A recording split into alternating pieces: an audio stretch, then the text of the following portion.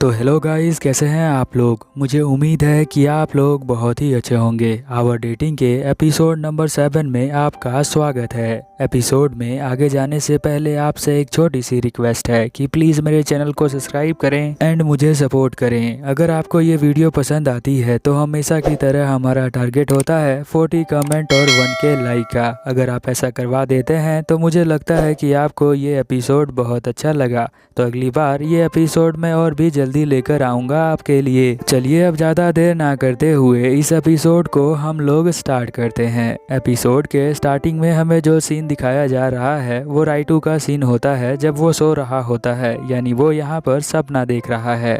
वो सोचता है कि ये कितना अच्छा सपना है और यहाँ पर वो बीच पर बहुत ज़्यादा एंजॉय कर रहा होता है।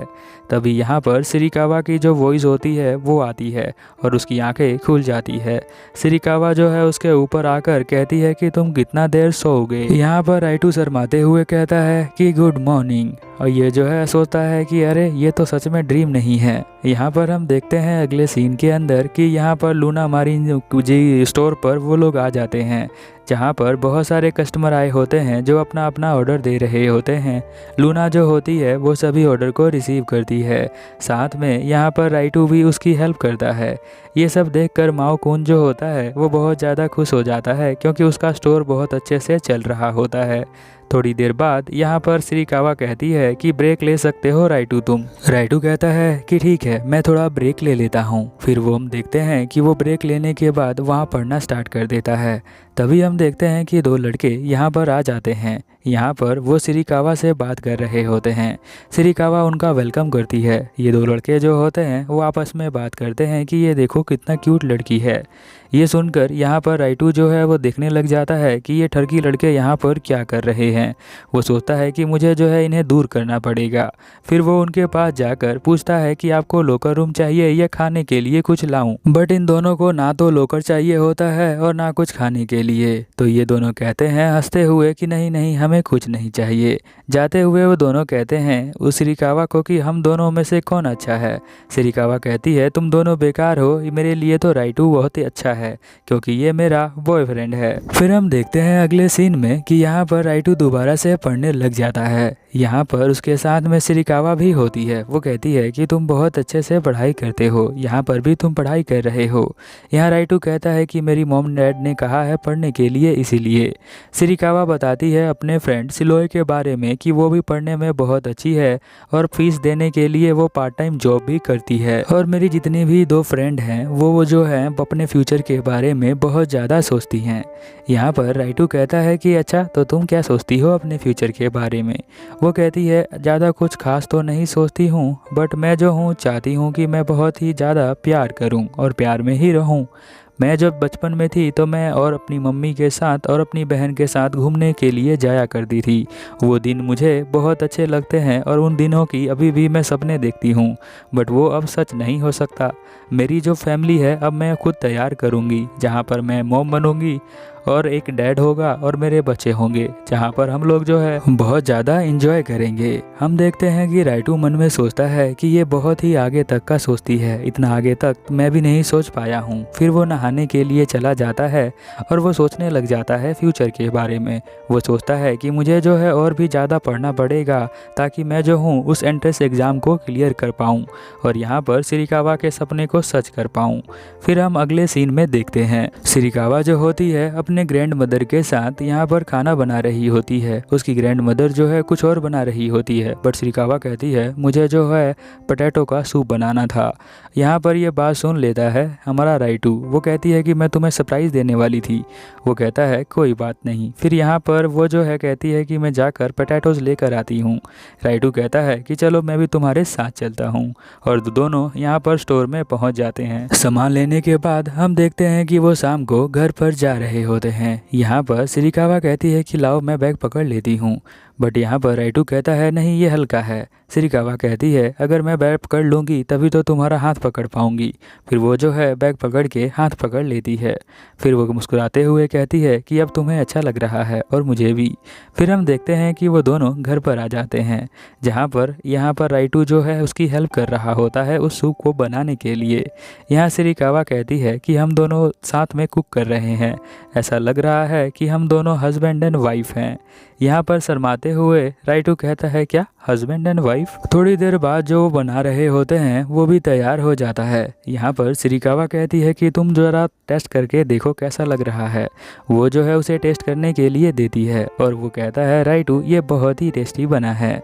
सिरिकावा शर्माते हुए स्माइल करती है। अगले सीन में हम देखते हैं कि हमें दिखाया जाता है कि मारिया घर पर आती है, जहाँ उसकी मॉम बताती है कि हम जो है समर फेस्टिवल में जाने वाले हैं तुम्हारी ग्रैंड मदर के पास। वहाँ पर लूना भी आने वाली है और वो साथ में कोई लड़का है उसका क्लासमेट, वो भी उस फेस्टिवल में आने वाला है।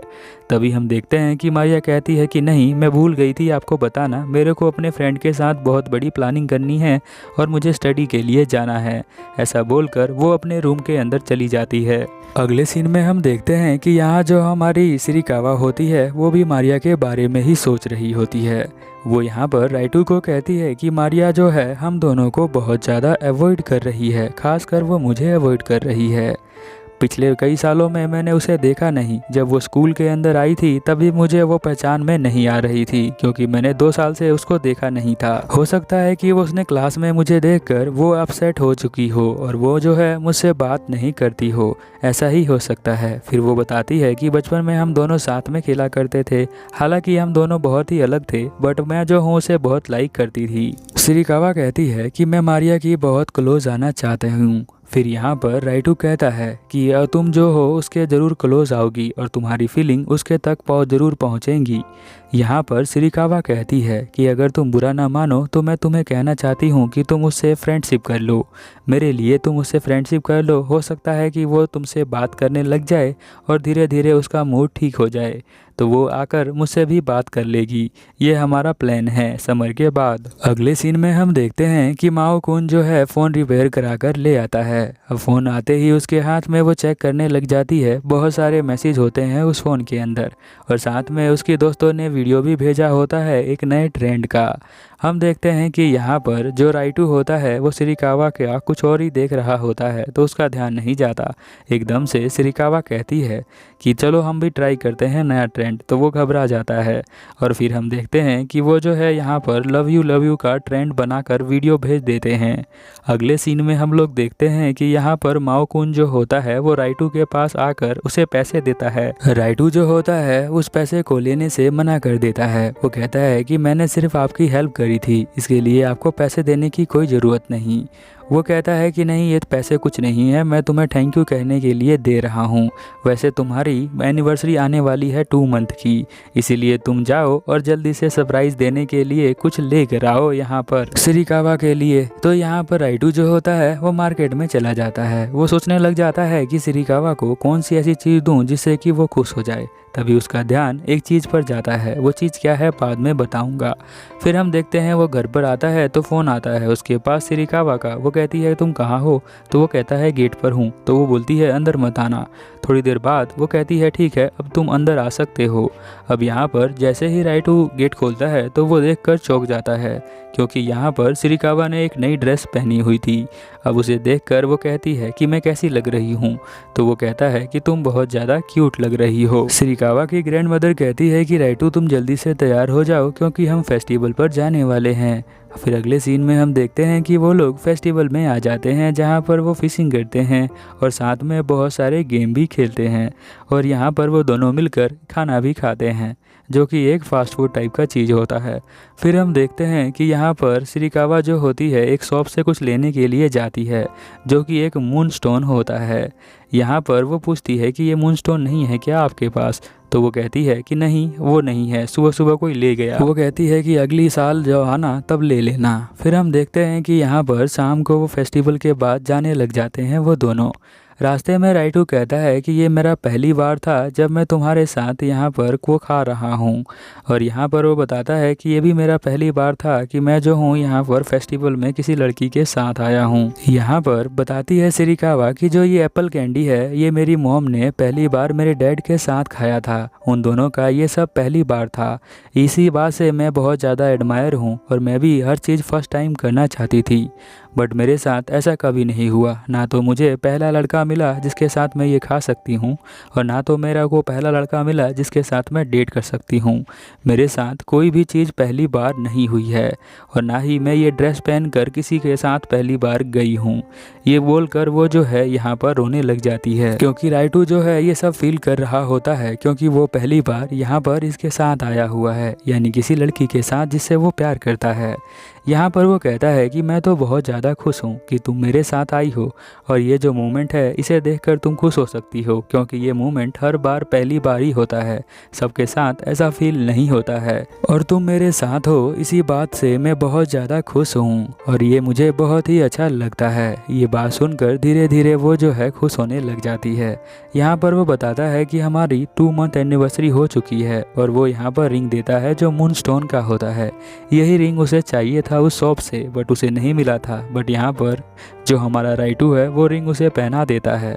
उस रिंग को पहनकर वो बहुत ज़्यादा खुश हो जाती है। थोड़ी देर बाद हम देखते हैं कि वो टेप बेंच पर बैठ जाते हैं और फायर वर्क जो होता है वो स्टार्ट हो जाता है। बहुत सारे बम जो है यहाँ हवा में जाते हैं और उड़ते हैं जिनसे लाइटिंग होती है, जिसे देखकर बहुत ज़्यादा मज़ा आता है।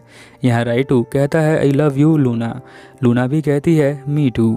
और हम देखते हैं कि वो दोनों बहुत ही करीब आ जाते हैं और एक दूसरे को किस करने वाले होते हैं। एपिसोड देखते हुए यहाँ पर पहुँच गए हो तो प्लीज़ चैनल को सब्सक्राइब कर लो, क्योंकि ये एपिसोड यहीं पर ख़त्म हो चुका है और अगला एपिसोड देखना है तो सब्सक्राइब कर लो। चलिए फिर मिलते हैं अगले एपिसोड में, तब तक के लिए ओवर एंड आउट।